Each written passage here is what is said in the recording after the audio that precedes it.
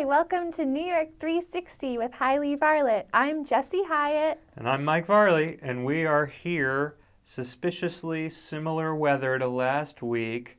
Well, maybe that's because we're filming 2 in a week. Oh, don't tell him. Well, I felt it was better to admit than to have suspicion arise amongst the channel. That's a good point. Let's be transparent. Yes. And very similar to last week, we are recording this post because it is snowing and it is May and nothing makes sense anymore. It's true. One of the only things we do know is that we are in McCarren Park. That's right, McCarren Park on the border of Greenpoint and Williamsburg. And we have a little bit less information than we do normally as far as the history goes, because we thought maybe we could just kind of riff a little bit on our personal history with respect to the park. But we also have a couple of aces up our sleeves as far as information regarding some of the high points. So that way you can learn a little bit as you're walking with us. So let's take a look around. So Jessie researched this even though it was my week to research it. So I don't know how much she's actually going to know the information that I know or not, but we'll see if she can act real surprised or fake surprised, and if you can decide that. Oh, a trick. Yes. I think a lot of it I'll probably be surprised by, though, because I only have 5 bullet points here, and they were mostly just as fact checks for once we got into our conversation. I thought there were a couple of things that I wanted a fact check on. Okay. That's it. Well, we'll find out. We'll see. So, do you know what year this park was opened? Uh-oh, I do. What year? Don't look. That's not... Oh, should I close my book? Sure. Here, let's try again. What year did the park open? Well, I did look that one up. It was 1906. Now you're looking at my book. No, I'm not looking at your book. Yes, that's right, 1906. Do you know what it was called originally? What was it called? Do you know? I know. So then say it. It was called Greenpoint Park. That's correct. It was called Greenpoint Park, which is pretty interesting because it borders Greenpoint, but I really felt that like most of it is in Williamsburg, but I guess not. I always thought that too, but then I was thinking, I wonder, we should maybe look up how big Greenpoint used to be. Right. Because remember we had that conversation with your family the other day, and it sounded like they had thought that they lived in Greenpoint, but it was actually across the water. That's and I right. wonder if it used to be Greenpoint. Yeah, maybe so. We don't know now. What we know now is that McCarren Park used to be called Greenpoint Park. That's right. But it wasn't called Greenpoint Park for long. Oh, no? It got changed 3 years later. Do you know what it got changed to? McCarren Park? Yes. Oh. There was no intermediary park. Just seeing if you're on your toes. You were trying to trick me, huh? A little bit. All right. Yeah. It was named after state senator and Democratic boss Patrick McCarren. Democratic boss of Brooklyn, that is. Yes. Because there was Tammany Hall across the river in Manhattan, and they had a fun phrase about keeping Tammany Hall out of Brooklyn. Oh, what was it? The tiger shall not cross the bridge. Why did they call him a tiger? Because Tammany Hall was pretty corrupt, and they didn't want it to influence their borough, I suppose. Oh, that's nice. Oh, anti-corruption. Yeah, we could use some more of that. So yeah, so that's the history of the name. So it's been McCarren Park for over 100 years. Mm-hmm. And some of the other big hits as far as the history in the past 100 years was the creation of McCarren Pool, Oh. which was created in the 1930s as a part of the Works Progress Administration, or WPA. Oh. Yeah. What was that? The Works Progress Administration was during the Great Depression. It was a massive construction effort in order to keep people in jobs, and it created a number of different architectural marvels that we still appreciate today. Oh, very good. That's right. So in 1936 it was opened, commemorated by Fiorello LaGuardia. It is the largest of the 11 giant pools made in the city during the WPA era. Oh, wowee. Yeah. That's cool. Yep. And it was the 8th of 11 to be made. So 1936 opens, 1984 closes. Oh, no. That's right. It became run down, vandalized, and actually if you could look on the Wikipedia page, there's a pretty funny movie clip from this movie called Vigilante showing the state of the pool at the time. and it's a very low rent movie and fun to see what it looked like. Oh, yeah? Yeah. So we'll put the link in the description of the video so people can see. Oh, good. But yes, it closed in '84, and then it was a point of contention for 15, 20 years. The community didn't know what they wanted to do with it. There were some stirrings for what could be done with it around 2000, 2001. Okay. But then 9/11 happened and everything got derailed for a few years. And so circle back to 2006, and that's when things started happening there. Like events actually started happening there. Okay. Including the Williamsburg Film Festival and the Jelly NYC McCarren pool parties, which were very popular at the time. Cool. Yeah. And so that happened, not entirely clear based on what I was reading, though I'm sure could do some more research, when the parties and events stopped happening at the pool. But at a certain point, they did in order to start construction on the new version of the pool.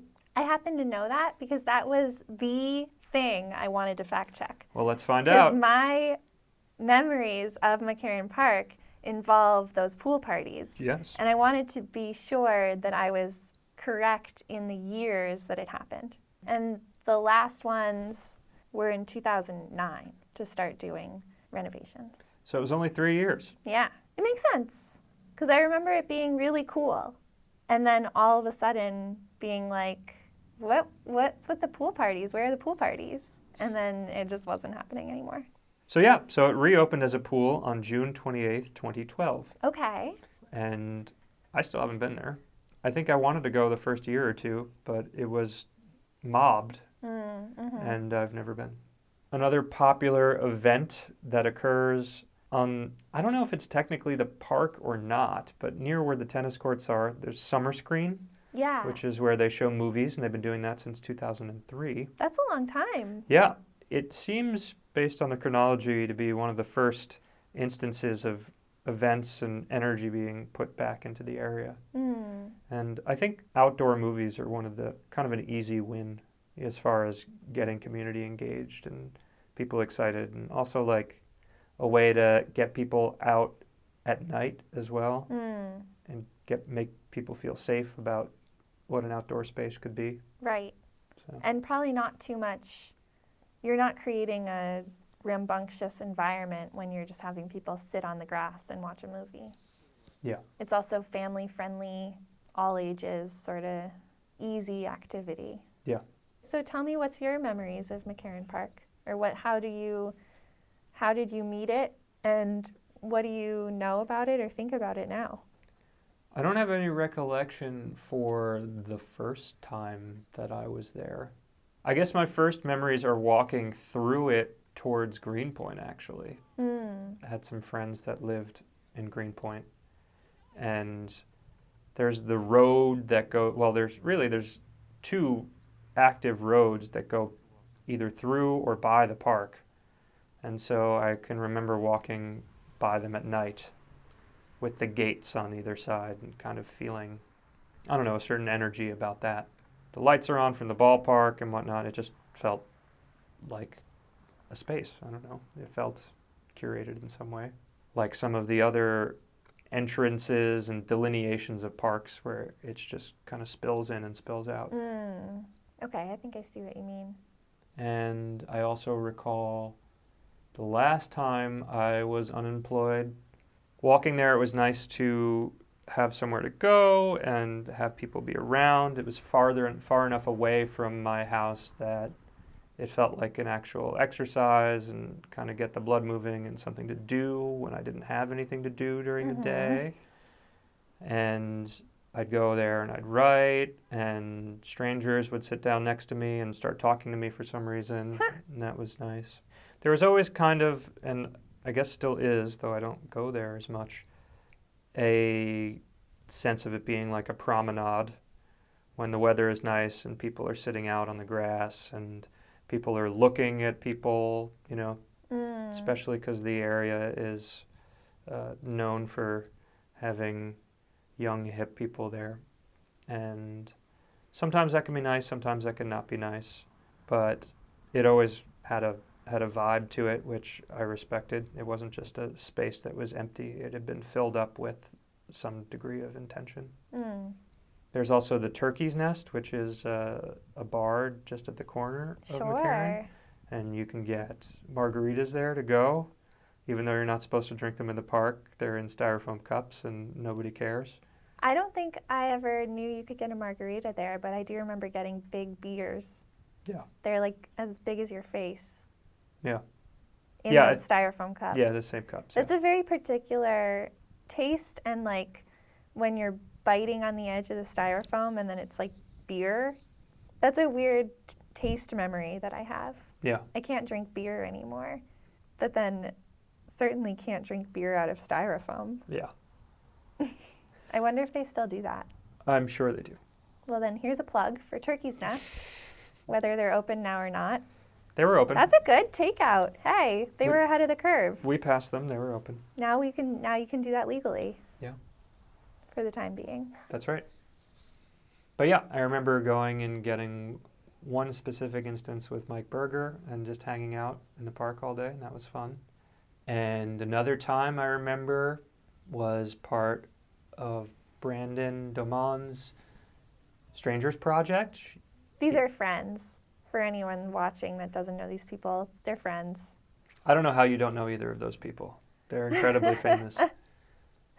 And so Brandon did his project, the Strangers Project, and still does. And he did International Story Day, which he did either 2 or 3 times, where he had people set up story collecting stations all around the world. And people would come and write stories. And then he curates them, so they're online. You can check out the Strangers Project to this day.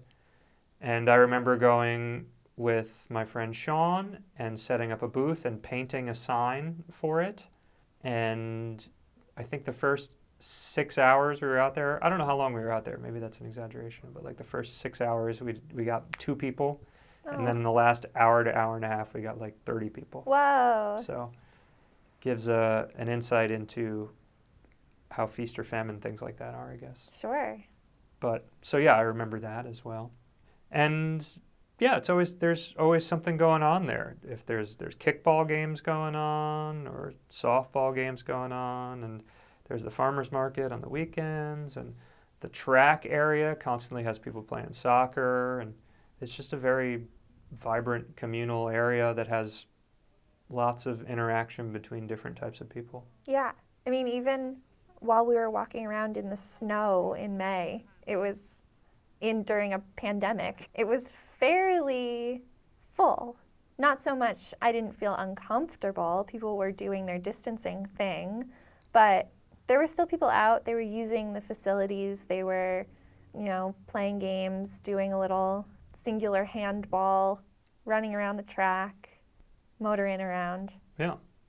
Are there any specific memories you have, or general memories? I just generally, kind of similar to you, honestly. I just remember mostly walking through. I was living in the East Village when I first moved to New York and would go out to Williamsburg occasionally for parties or visit friends or whatnot. And most of those people that I knew at that time didn't live very far out on the L, so McCarren Park was close in some way. And then I moved to Gowanus, but I had a bunch of friends that were living in Williamsburg and Bushwick, so visiting those people, and then if I was visiting someone in Bushwick, maybe walking back to the G, and occasionally, like if it was a nice summer night, deciding to walk through the park and get on the Nassau G and go a little out of the way instead of getting on the G on the other side of things. I remember going to concerts.